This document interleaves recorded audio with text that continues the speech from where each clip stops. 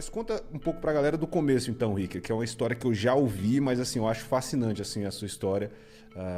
Eu queria que você contasse pra galera, assim, desde a tua infância, nessa questão da luta que foi com a sua família, né? Com a sua mãe, né? Tem uma história muito marcante com a sua mãe e tudo mais. Conta pra galera um pouco dessa época sua, assim, de criança, né? Bom, primeiro é importante dizer pra galera que não se sacode uma árvore e cai um cara pronto lá de cima. Infelizmente, muita gente pensa que é assim. Isso no mundo do empreendedorismo, no mundo dos mega empresários, no mundo da música, nós temos o hábito de acreditar que vai sacudir e vai cair um cara pronto. Com o Rick não foi diferente. Aquele vídeo que explodiu o mundo afora é resultado do que eu fiz antes dele, né? E esse antes dele foi bem pesado. Começou lá em Pitangui, interior de Minas Gerais, eu sou mineiro. Apesar de que muita gente acha que eu nasci no Rio, mas não nasci, nasci em Minas. E no caos da miséria, caos mesmo. Quando eu falo caos, falo com muito orgulho. Eu costumo brincar que existe a classe A, B, C, D, E e depois o lugar que eu nasci. É bem caos da miséria, não tinha muito emprego, muitas possibilidades de girar sua própria engrenagem, de ganhar seu próprio dinheiro em Pitangui. Então meu pai teve que começar a migrar de cidade em cidade para buscar algum tipo de serviço para fazer. Meu pai também é um cara que estudou o básico do básico, porque teve que abandonar também para ajudar em casa, assim como aconteceu comigo. E começou a migrar de cidade em cidade para trabalhar fazendo carvão, lá em Minas Gerais mesmo. E aí uma dessas viagens, eu já com meus 7 anos de idade, a minha mãe sofre derrame cerebral em uma carvoeira, sem acesso nem sequer à energia elétrica. Meu pai, no desespero lá do marido, vendo a esposa se perder ali, com 5 filhos dentro de casa, o mais velho tinha 11 anos de idade. O meu pai pega a minha mãe, arruma alguém, coloca a minha mãe dentro de uma boleia de um caminhão e leva para Campina Verde, em uma das cidades de Minas. Chega em Campina Verde, os médicos olham para minha mãe e falam, não tem como nem tocar. Dificilmente ela vai sobreviver, mas pode levar para Uberlândia, que já era uma cidade que tinha um hospital das clínicas, que tinha um pouco mais de estrutura para receber um quadro daquele. Só que foram horas de viagem, da Carvoeira a Campina Verde algumas horas, de Campina Verde a Uberlândia algumas horas. Aí quando chega em Uberlândia, o médico olha para minha mãe, chama meu pai e fala, olha, pode chamar os filhos para ver a mãe pela última vez, porque humanamente falando a medicina não consegue contribuir com muita coisa aqui, é mesmo esperar o coração parar de bater, porque o sangue derramou muito na cabeça por muitas horas, então não dá para fazer muita coisa. E ali começa a história de sucesso de Rick Chester, porque meu pai, apesar de ser um pedreiro, um cara que estudou pouquíssimo, ele teve uma percepção de chamar, não permitiu que os filhos entrassem para ver a mãe, mas ele saiu para conversar com os filhos. Aí meu pai vira para esses filhos e fala, olha, nós precisamos fazer a nossa primeira reunião de empresa. E aí eu falei, como assim, pai, reunião de empresa? Eu sempre fui um cara muito curioso, né? Ele falou, apesar de estarmos no caos da miséria, o comportamento aqui precisa ser empresarial.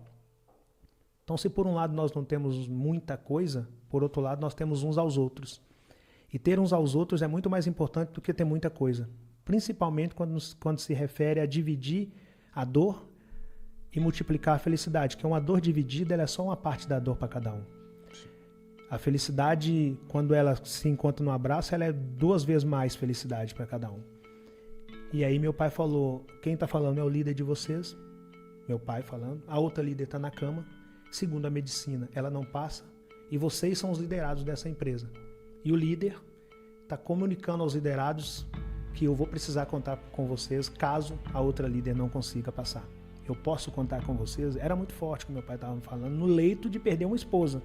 Todos os irmãos falaram, pode. Ou seja, o líder tinha um liderado do lado dele em um momento de dor, que é difícil pra caramba. Isso mostra que o líder pode sentir dor sim. Aí meu pai sentiu que estava com a equipe nas mãos, entrou e falou com o médico, olha, se a única opção que tem é fazer a cirurgia, para tentar, vamos tentar. Tem 36 anos que aquela doninha que está lá em casa até hoje não passaria daquela cirurgia. Só que naquele dia, apesar de eu não ter perdido a mãe, eu penso que naquele dia Deus nos escolheu, tocou na saúde da minha mãe de uma maneira muito cruel, mas tocou na saúde da minha mãe para nos mostrar que nós tínhamos muito mais do que imaginávamos. Ter uns aos outros era muito forte naquele momento. E a vida seguiu. Só que a minha mãe ficou com várias sequelas, ficou quase 2 anos tratando da cabeça, assim, diretamente tratando caldo de derrame, fazendo lavagem, curativo, a camada mesmo. Aí já não dava mais para fazer muita coisa, ou seja, uma das líderes de fato não tinha como muito girar a engrenagem da casa. Voltamos para Pitangui, porque não dava também para uma recém-operada estar dentro de uma carvoeira fazendo carvão, não tinha como. Aí era só meu pai, que os filhos não conseguiam ajudar muito nessa época. Só que em Pitangui não tinha emprego, aquilo que eu te falei.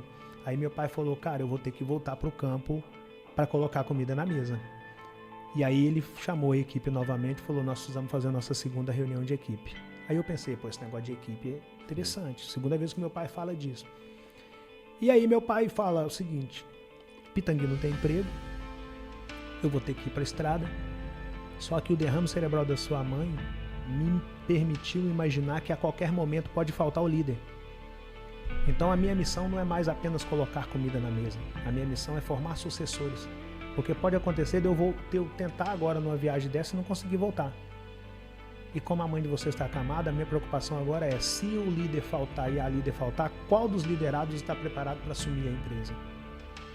Então a minha missão passa a ser, para além de cuidar de vocês, alimentando, etc, eu preciso cuidar na ideia de formar líder.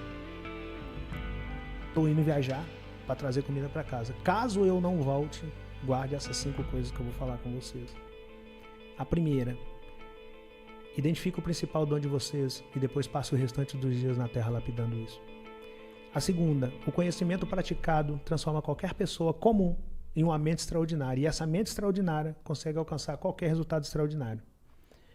A terceira, não cobre da terra santa aquilo que você não semeou nela. A vida é a lei da semeadura. Se não plantou, não cultivou, não reclame do seu resultado. Se plantou, cultivou, mas abandonou o cultivo ou abandonou o plantio, não reclame do seu resultado. Você só vai colher daquilo que você plantou e cultivou. A quarta coisa, jogue em equipe. Sempre, jogue em equipe. Estuda em venda, tudo é venda o tempo todo. A quinta coisa, caso eu não volte, cuide da líder enquanto vida ela estiver. E se porventura ela não suportar, o mais preparado de vocês, assumam a equipe. Cara, era muito forte para um pedreiro, que também tinha o primário, tá falando para 5 crianças praticamente, com a mãe acamada. Sim. E aí meu pai foi viajar. E eu fiquei pensando, o que será esse negócio de identificar dom? Pô, uma criança, né, cara? Esse negócio de lei da semeadura, que ele falou, a vida é a lei da semeadura. Eu falei, o que é semeadura? Como assim o conhecimento transforma? Eu era curioso, eu ficava me perguntando essas coisas. E aí um dia eu fui para a escola pública, né? E eu era o ralé da escola que eu estudava. Aí chego lá na escola, os garotos começam a falar que carne era gostoso. E eu não tinha comido carne até 7 anos de idade. Eu de fato nasci no caos do caos da miséria. A gente comia o básico do básico só para forrar estômago mesmo, para não ficar com fome. Aí eu entro na rodinha dos amigos de escola e falo, o que é carne? Aí eles riram de mim. Foi a primeira vez que riram de mim na minha vida. Aquilo foi muito marcante para mim, né? Aí eu guardei aquilo, fui para casa e cheguei lá, minha líder deitada, minha mãe, que eu chamo minha líder, cabeça toda enfaixada. Eu falei, mãe, o que é carne? Ela também deu uma risada. Eu falei, não é possível, porque até minha mãe vai rir de mim. Eu falei, por que a senhora tá rindo? Ela falou, meu filho, esquece isso. Eu falei, não, mãe, não vou esquecer não, os meninos riram de mim lá na escola, eu não vou esquecer. Ela falou, deixa eu te contar, carne é isso, isso e isso. E foi me contar, carne de se comer, né?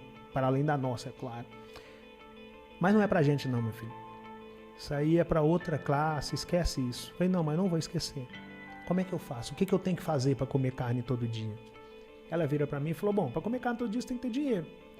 Para ter dinheiro você tem que trabalhar. Só que você tem 7 anos de idade, ninguém vai te empregar. Eu falei, peraí, mãe. Então a senhora tá me falando que se eu quiser, se eu começar a trabalhar e eu chegar no dinheiro, eu posso fazer o que eu quiser com o dinheiro, inclusive comprar carne. Ela falou, filho, mas não é tão simples assim não. Eu falei, não, mãe, tá tranquilo. Eu vou trabalhar. Aí ela deu mais uma risadinha, eu falei, a senhora tá rindo de mim novamente, eu vou guardar isso. Aí saí de pé da minha mãe e sentei lá na calçada e tô lá observando, pensando, como é que eu vou trabalhar, né? Fazer o quê? De fato a minha mãe tá certa, ninguém vai me empregar, só que aí passa um cara vendendo verdura, um verdureiro, a verdura num carrinho de mão, e para na porta de uma casa e oferece verdura pra uma senhorinha chamada Dona Conceição. Aí, pela primeira vez na minha vida, eu vi aquela cena clássica, a mercadoria passando para um lado e o dinheiro passando para o outro. Quando eu vi aquele cara pegando o dinheiro, eu falei, opa, esse cara tem dinheiro, esse cara pode comprar carne. Eu já tinha um lugar que eu queria chegar, comprar carne. Eu nem sabia que aquilo poderia ser propósito, que aquilo poderia ser um projeto, não sabia. Eu só sabia que eu queria comer carne. Falei, eu quero perguntar a esse cara como que ele chegou nessa verdura. Aí eu esperei ele fazer o atendimento dele, quando ele passou perto de mim, eu falei, moço, como é que o senhor fez para chegar nessa verdura? Ele virou para mim e falou, olha meu filho, eu tenho uma equipe. Falei, esse negócio de equipe deve ser importante. É a terceira vez que eu ouço essa palavra. Falei, me explica a sua equipe, moço. Ele falou, bom, eu tenho um financeiro, que é quem compra a semente, eu tenho uma pessoa que planta, Depois da pessoa que planta, eu tenho uma que cultiva, e depois eu tenho uma pessoa que colhe, e eu sou o cara que vende. Quando ele falou, eu sou o cara que vende, eu falei, não, então eu quero ser o cara que vende. Porque na minha mente, o cara que vende era o cara que pegava no dinheiro, e o cara que pegava no dinheiro era o cara que podia comprar carne. Então eu só queria comer minha carne, né? Eu falei, eu quero ser o cara que vende. Ele deu uma risadinha, eu falei, o senhor é o quarto cara que ri de mim, mas eu vou comer minha carne, você vai ver. E aí entrei, viro para meus irmãos e falou, aqui, ó, nós temos que formar uma equipe. E eu só tinha um irmão que trabalhava, que é o mais velho. E meu pai nos ensinou aquela ideia que eu falei no início, de que se por um lado não tínhamos muita coisa, por outro lado nós tínhamos uns aos outros. Então, por mais surto que fosse a ideia de eu falar que nós precisamos formar uma equipe, eles já tinham escutado a palavra equipe do meu pai, do nosso líder, então já não era novidade para eles aquela palavra, e também não era um surto eu estar falando aquilo, sendo filho de quem nós éramos. Nós somos, na verdade. Falei, Ringo, você é o único que trabalha. Você compra semente, você vai ser meu financeiro. Uma criança falando com o irmão que ia ser financeiro. Você, Cláudio, vai plantar. Você, Dila, vai cultivar. Você, Romanigo, vai colher. E eu vou ser o cara que vende. Aí plantamos uma horta. Aí no outro dia amanheceu, eu fui lá, cadê o alface? Falei, não tô entendendo. O cara falou que era só plantar. Aí voltei no outro dia, cadê o alface? Voltei no outro, cadê uma semana depois, cadê o alface? Essa parte meu pai não me contou, nem o cara da verdura me contou. Não nasce alface da noite pro dia.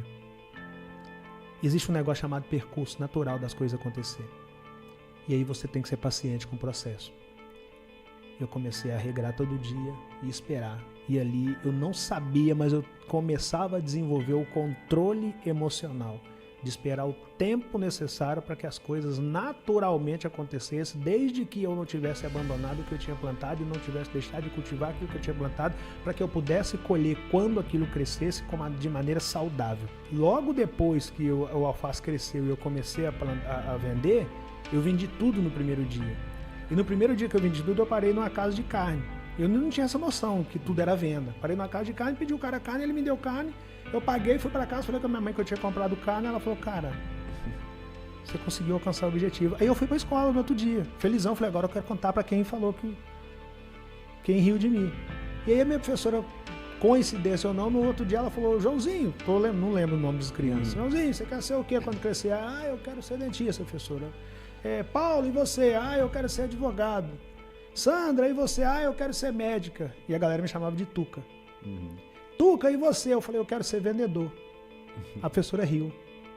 Falou, Tuca, vendedor é um cara que deu errado em tudo e que o que sobrou para ele foi trabalhar com venda. Justamente isso que você acabou de falar, coincidência ou não. O desdém do vendedor, né? Não, assim, a professora. A própria professora. Falou, não, Tuca, vendedor não. Vendedor não é profissão.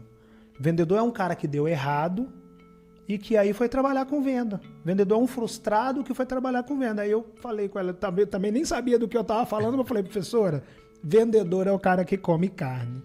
Se ele é um frustrado, eu não sei, mas eu quero comer minha carne. Mal sabia eu que eu estava me apaixonando pela profissão das profissões. Tudo é venda. Absolutamente tudo é venda. Tudo é venda. E eu comecei a me apaixonar pela venda porque foi a venda que me possibilitou comer carne. Mas ali eu ainda não estava tão apaixonado. Eu comecei a apaixonar mesmo, foi a partir do momento que eu comecei a vender todo dia, minha horta acabou. Cheguei lá e falei, pô, cadê meu alface? Não entendi, acabou o alface. E quando acabou o alface, eu percebi que eu não poderia deixar meus clientes na mão. Comecei a comprar alface do cara que eu perguntei no primeiro dia, para que eu pudesse atender meus clientes. Só que enquanto eu estava atendendo meus clientes, eu vi um cara engraxando sapato. Eu vi um outro menino vendendo sacolé, eu comecei a vender sacolé, eu vi um outro vendendo coxa, eu vi um outro cara vendendo panela, eu falei, cara, tudo é venda. Absolutamente tudo é venda. O tempo todo tem alguém procurando alguma coisa para comprar. E aí eu voltei para casa e comecei a olhar, tinha um pé de abacate, um pé de manga, um pé de mamão, eu falei, peraí, cara, por que eu não tô vendendo abacate? Por que eu não tô vendendo manga? Por que eu não tô vendendo mamão? Aí eu comecei a ver venda em tudo. Aí eu desenvolvi a seguinte mentalidade, filho da dificuldade. A dificuldade me apresenta como única alternativa a superação e a superação me apresenta a venda. A venda salva a minha vida. Só que para você sair da dificuldade, você tem que entender que você precisa superar a dificuldade. O primeiro passo é você entender, estou passando por um momento delicado e preciso superá-lo. A partir do momento que essa ficha cai para você, a vida automaticamente lhe apresenta a superação. E quando a vida lhe apresenta a superação te apresenta várias outras coisas. No meu caso, a superação me apresentou a venda e a venda salvou a minha vida. A venda salvou a minha vida. Dali pra lá eu falei, cara, é o que eu quero fazer na vida. Aí comecei a vender. Não, e o bacana é porque quando a sua vida de fato mudou, que foi depois desses 40 anos no vídeo da água, né? Toda essa história se refletiu naquele momento. Então, assim, não, a vida do Rick mudou por causa daquele vídeo? Não, na verdade, a vida do Rick foi se construindo, né? E naquele vídeo refletiu essa trajetória toda, né? Ou seja, não foi aquele momento em si, né? Foi toda uma história que você veio construindo, né? Na verdade... Não existe a sorte, né? Não existe. Ela pode até ser uma pequena parte do processo, porque nós precisamos acreditar que você precisa ter um pouquinho de sorte. Sim. Mas, na verdade, se você não fizer a sua parte, não vai acontecer. Eu vendi na infância em Pitangui. Como eu comecei a vender muito, a cidade ficou pequena para mim, é claro. Eu fui para Belo Horizonte, que era a capital de Minas, que é a capital de Minas. Começo a vender. Aí vem várias crises em Belo Horizonte. Em Belo Horizonte eu tive que passar por uma coisa complexa, que foi abandonar a escola. Ou eu vendia ou eu estudava. E como vender era o que me possibilitava comer carne, eu optei por abandonar a sala de aula. Isso com quantos anos aí que você abandonou? Isso com, sei lá, 13, 14 anos, 17... Entre 13 a 17 anos. Foi ali eu abandonei a sala de aula. Sim. Só que aí vem meu líder e fala, peraí, você lembra que eu te falei que o conhecimento transforma qualquer pessoa comum em uma pessoa extraordinária? Eu falei, lembro, pai. Ele falou, pois é, você está abandonando logo o conhecimento? Você vai ter que buscar conhecimento complementar. E aí eu comecei a procurar formas de buscar conhecimento fora da sala de aula. Um dia eu me encontro com uma loja chamada Sebo. Aqui em Brasília também chama Sebo, loja de livros usados. Sim, sim, também. Eu vejo uma loja Sebo. Livro R$1. Eu falei, peraí, livro R$1? Então não é tão impossível assim ler, não. Aí vejo um livro na porta lá escrito A Arte da Guerra. Eu olhei, R$1, cara, R$1, não vou perder muita coisa, vou comprar esse livro, cara. Quando eu li aquele livro, eu falei, não tô acreditando que tem tudo isso em um livro. Aí comecei a me apaixonar pelo conhecimento, por buscar conhecimento. E nessa época eu vendia na rua. Os caras que vendiam comigo falavam, cara, você pirou, irmão. Leitura, você tá doido, cara. Você vende caqui. Você vende bijuteria no centro do Barreiro, que é uma região de Belo Horizonte. Você tá achando mesmo que leitura vai fazer diferença? Vai vender, irmão. E eu falava, cara, esses caras estão sortando, né? Eu preciso melhorar a mim mesmo o tempo todo. E na venda eu melhorei oratória, eu melhorei dicção, eu melhorei pronúncia, eu melhorei posicionamento, eu melhorei olhar. Eu fui melhorando essas coisas porque eu fui buscando conhecimento. Porque eu lia e praticava, porque não é só ler também, né? Você tem que praticar, é igual tocar. Se você só estudar e não começar a praticar, você não consegue desenvolver as habilidades que só a prática vai te trazer. O conhecimento é a mesma coisa, não adianta você ler 2, 3 ou 1000 livros, você tem que começar a praticar aquilo. Eu comecei a praticar. Só que aí veio a crise de 2014, a mais ou menos 2016, 2017, e eu também entrei dentro daquela crise, porque eu nunca tive muitos recursos. E aí falei, quer saber, cara, mochila nas costas, ou eu vou pro Rio, ou eu vou para São Paulo. Parti o Rio de Janeiro. Aí chego no Rio, uma mochila nas costas, umidade um pouco avançada e a certeza que eu não tinha mais tempo para errar. Aí você tinha quantos anos já no Rio? Eu já tinha 39. Chego lá, Piabetá. Cara, Piabetá é longe. Piabetá é longe. Piabetá é Baixada Fluminense, Magé, Baixada Fluminense, Duque de Caxias, quase já em Petrópolis.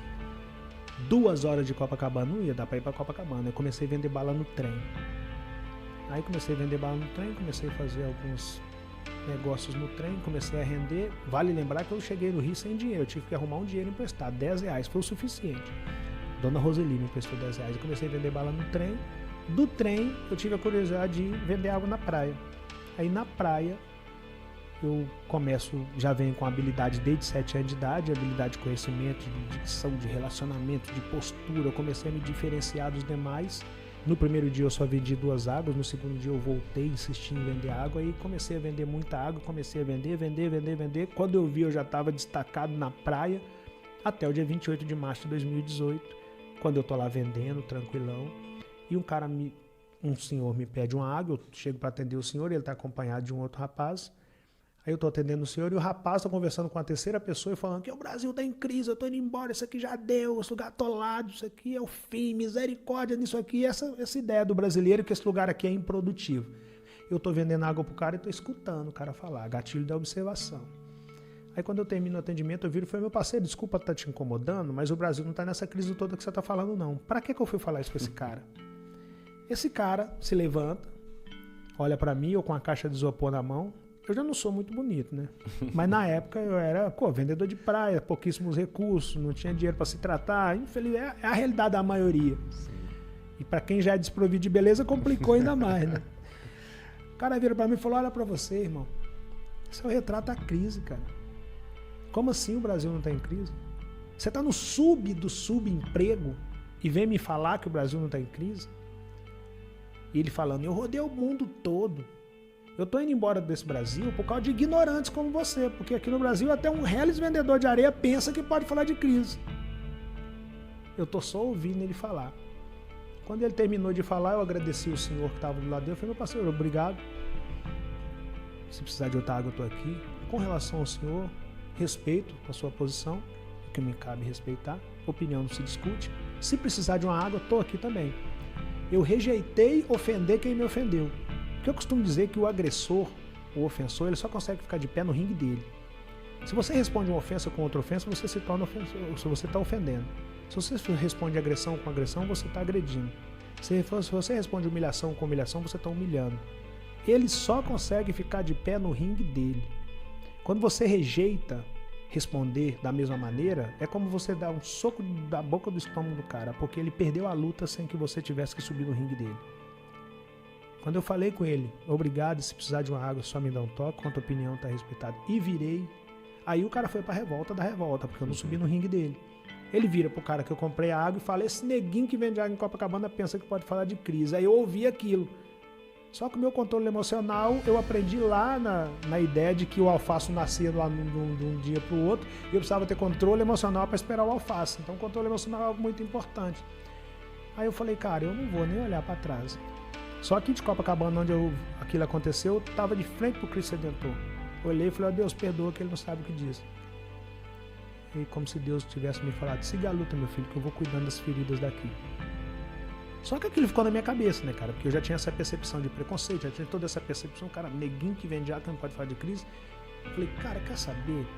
Eu leio desde 1997, esse cara não sabe pra que ele falou isso. Eu como carne desde 7 anos de idade e a galera falou comigo que não era possível, eu tô comendo a minha carne, eu sei que eu ainda não cheguei na picanha, mas eu como. Eu vou falar de crise, tá aí. Aí eu fui pra casa, Magé, longe pra caramba, e fui pensando, o que eu vou falar, né? Porque eu não sou desse mundo virtual. E internet é um negócio muito complicado, não é meu mundo, posso errar aqui não. Chego em casa, eu morava em uma casa, um barracão, 4 cômodos e um banheiro. A minha sala não tinha nem sofá, um carpetezinho simples, um rack pequenininho, aquela televisão de tubo grandona. Sim. Dificilmente tem agora. Peguei meu celular, encostei na televisão, apertei o botão do play e gravei. Falei o que é o vídeo da água, porque pra mim era fácil falar aquilo. Era o seu cotidiano. Meu cotidiano, eu vendo desde 7 anos de idade, molezinha pra mim falar aquilo. Só que eu falei aquilo com início, meio e fim, em um tempo muito curto e com raciocínio lógico e real. E não falei de nada que eu não tinha praticado. E aí postei aquilo no meu Instagram.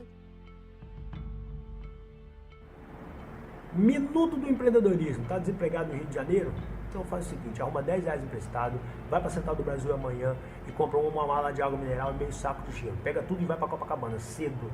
Chegando lá se vende uma água por R$4, R$5. Vamos considerar que tu vai vender tudo a R$4 e vai tomar 2 águas. São 10 águas, tu vender a R$4, são R$40, tu investiu 10, são 300% de lucro. Tu volta por cento, compra o isopor de 25 litros por R$18, sobram R$22. Tu vai para casa com essa grana e descansa no outro dia, vai por cento novamente. Compra 2 malas de água mineral, meio saco de gelo e vai para Copacabana novamente. Com 24 garrafas de água mineral, vou considerar que tu vai tomar 2, sobram 22 vezes R$4, se vender tudo, são R$88, com 7 que sobrou de antes, são R$95. Em 2 dias tu teve um lucro de 850%. Aí tu volta para casa, pega R$10, paga aquele maluco que te emprestou, isso chama manter as portas abertas, é importante isso. Aí você tem ainda 750% no bolso, no outro dia vai pro centro novamente aí contigo. Ah, vender água não dá para você não? Então a crise no seu caso não está no país, está dentro de você. Pega a visão. 800 pessoas no meu Instagram quando eu postei aquele vídeo, postei e fui dormir. Na minha mente, eu falei, cara, não sei, eu acho que você vai chegar nesse cara. Ele vai ver esse vídeo. Mas eu não era um cara que estava tentando viralizar alguma coisa. Eu não era desse mundo. Até naquela data ali, se eu tivesse escutado essa palavra viralizar, foi por acaso, porque eu não me lembro de ter escutado essa palavra. Não era meu mundo. Do que se tratava. Não sabia, não era do meu mundo. O negócio era venda. Só que quando amanheceu o dia, tinha 8 mil pessoas na minha página. Eu olhei aquilo e falei, o que eu fiz? Isso vai dar ruim. Alguma coisa aqui tá errada nesse negócio. Eu nem abri o vídeo para ler os comentários, porque eu pagava aluguel. Quando você paga aluguel, você sabe que não existe aluguel em dia, não, né? Você entregou o dinheiro do aluguel hoje, amanhã você tá devendo no próximo mês. Então não dá pra eu ficar lá lendo mensagem. Eu sabia meu tamanho. Sim. Peguei minha caixa de isopor e desci pra praia. Só que eu descia na Central do Brasil pra ir pra Copacabana. Eu comprava água no centro que era mais barato. Quando eu desci na Central do Brasil, que eu paro no depósito, o Thiago, que é o cara do depósito, vira pra mim e fala: Rick, o que você tá fazendo aqui? Mangueira, a galera me chamava de Mangueira. Mangueira, o que você tá fazendo aqui? Eu falei: como assim, Thiago? Tá pirando pra vender água. Ele falou: cara, você tá louco, o Flávio tá te procurando. Falei: quem é Flávio? Aí ele pegou minha caixa de isopor, colocou no chão, pôs a mão no meu ombro e falou: Rick, deixa eu te explicar uma coisa. Você sabe aquele time que o Kaká joga? Estados Unidos? Hoje o Flávio não é mais proprietário do Holanda, ele vendeu o Holanda. Mas na época ele era. Sabe aquele time que o Kaká joga, que a Marta joga? Eu falei: sei. Ele falou: pois é, o Flávio é o dono daquele time. Esse cara mora lá em Orlando, na Flórida, esse cara tá te procurando. Eu pensei: misericórdia, esse vídeo, alguma coisa de errado eu falei naquele vídeo que incomodou esse cara, isso vai dar ruim. Não, chegou rápido nele assim? Não, chegou rápido porque assim, como viralizou tudo mesmo, que é né? empreendedorismo, a galera tem hábito de, igual hoje a galera tem hábito de ver e me marcar, sim, a galera tinha hábito de ver e marcar o Flávio, tem até hoje, né? Eu pensei que alguma coisa eu fiz nesse vídeo que esse cara não deve ter gostado. Vou acabar apagando esse vídeo. Falei: Thiago, esse cara tá com a vida feita, eu tenho que vender minha água, eu tô indo pra Copacabana. O Thiago falou: Rick, você não entendeu, você sabe o Number One, curso de inglês, a Wiser Educação, a Buzz Editora, o meusucesso.com, Powerhouse. Falei: sei, Thiago. Falei: tudo desse cara, Rick. Sabe o Geração de Valor? Falei: sei, já li os livros de Geração de Valor. Falei: pois é, o Geração de Valor desse cara aí que eu fui associar que o Flávio era o cara do Geração de Valor. Sim. Falei: Thiago, beleza, mas eu vou vender minha água, eu não sei o que eu fiz contra esse cara, tô indo vender minha água. O Thiago: Rick, você não adianta, vai. Aí fui pra praia. Quando eu cheguei na praia, eu descobri que todo mundo conhece o tal do Flávio. O Flávio tá de... todo mundo na areia falando o tal do Flávio. Eu não tinha Instagram na rua. Eu costumo brincar que o meu plano de internet era daquele: se abrir o Instagram na rua, lá se foi dados móveis. Aí não tinha como eu abrir a mensagem do Flávio. Passei o dia todo vendendo e o povo em cima de mim: o Flávio, você é doido, irmão, o cara quer falar com você, o cara é bilionário. E eu, pé cravadíssimo no chão, já me decepcionei muito na vida. A gente é gato escaldado, tem medo de água quente, né? E aí fui pra casa no final do dia, depois de cumprir meu papel de vender, não perdi a missão de vender. Chego em casa, abro meu Instagram e tá lá uma mensagem do Flávio: cara, olha, meu parceiro, eu não sei se você sabe o que você fez naquele vídeo. Sei que você entrou numa lacuna aí que você virou um assunto e eu quero te conhecer. Postei seu vídeo, primeiro conteúdo que eu posto na página Geração de Valor, que é a página do Flávio, o primeiro conteúdo em 9 anos não produzido pelo Flávio é o seu vídeo que eu postei. Eu quero te conhecer, eu vou no Brasil poucas vezes no ano e eu vou mandar umas passagens pra você. Eu, quando estiver no Brasil, eu quero te conhecer. Eu pensei: esse cara não vai mandar essas passagens pra me conhecer, né? Mete essa. Ou vier, porra, cara, favela, irmão. Porque beleza, o cara postou meu vídeo e tal e foi dormir. Quando eu olho no meu Instagram depois, alguns dias depois, tá lá a passagem. Eu falei: cara, não é que o cara mandou a passagem, cara? Aí pensei: pô, esse neguinho vai voar. Aí eu fui pra Curitiba, o Flávio veio de Orlando, foi pra Curitiba. Eu me lembro quando o Flávio chegou em Curitiba, ele me chamou, eu cheguei mais cedo, ele pediu uma das pessoas que trabalha com ele para me apresentar o prédio todo, que é a sede das empresas dele em Curitiba. E aí quando ele chegou, ele subiu o elevador, parou no andar que eu tava, ele chamou todo mundo no andar assim: pega aí, para aí, só para um pouquinho. Ele chamou todo mundo, me abraçou e falou: guarda o rosto desse cara, esse cara vai bombar. Eu olhei para ele e pensei: eu vendo água, cara, você pirou. O que eu sei fazer é vender. E aí ele entrou comigo para uma sala, falou: cara, me fala um pouco de você, eu preciso entender de onde vem seu raciocínio. Eu comecei a contar para ele várias dessas coisas que eu te contei aqui. Ele achou muito interessante, ele me contou também a história dele, que ele também... Mas é um cara que pegou ônibus lotado igual a gente, etc., que teve a luta dele de anonimato, de suor de rosto, de começar com pouco, ele teve isso. Sim, talvez até essa identificação assim tenha ligado vocês, né? Exatamente isso que ele me falou. Eu falei: cara, sua história se parece com a minha. Claro que eu não passei por um texto que você passou, mas sua história se parece muito com a minha. Cara, eu quero te fazer uns convites pra gente tentar algumas coisas junto aí. Ele me falou de algumas coisas, eu viro pro Flávio, depois de ouvir os convites, falo: cara, eu preciso ir em Minas ouvir meu pai. Eu, um homem de 40 anos. O Flávio vira pra mim e falou: cara, meu amigo, eu já tinha achado o vídeo extraordinário que você fez, mas essa atitude de estar aqui e falar que tem que ir em Minas ouvir o seu pai é gigantesca. Isso, nem sei se você tem noção desse gesto.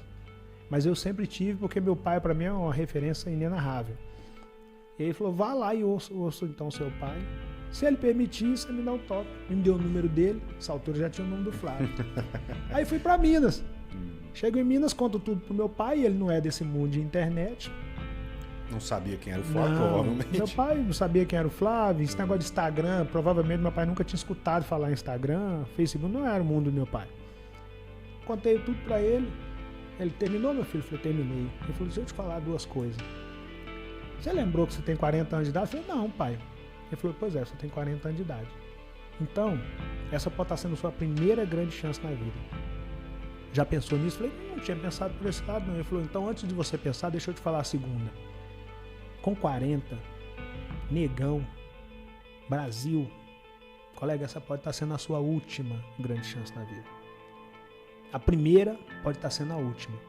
Então, vá, dê o seu melhor e mostre para o mundo que um pedreiro te ensinou. Aí eu já tinha um aval do meu líder, né, cara? Aí eu mandei uma mensagem pro Flávio, falou, meu pai falou que tá tudo certo. Ele falou, então agora muda tudo.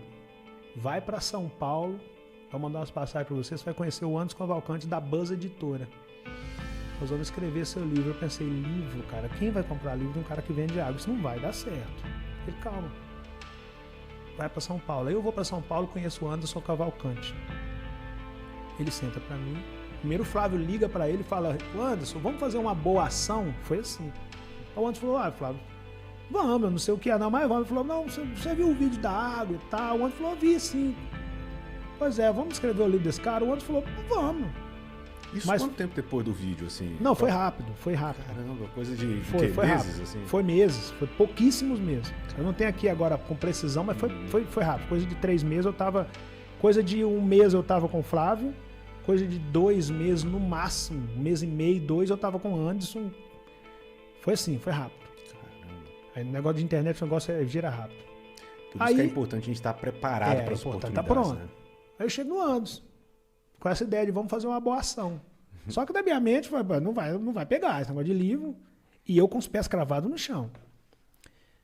Aí chego no Anderson e falou, olha, vamos escrever seu livro. Já está sendo convidado para falar em alguns lugares.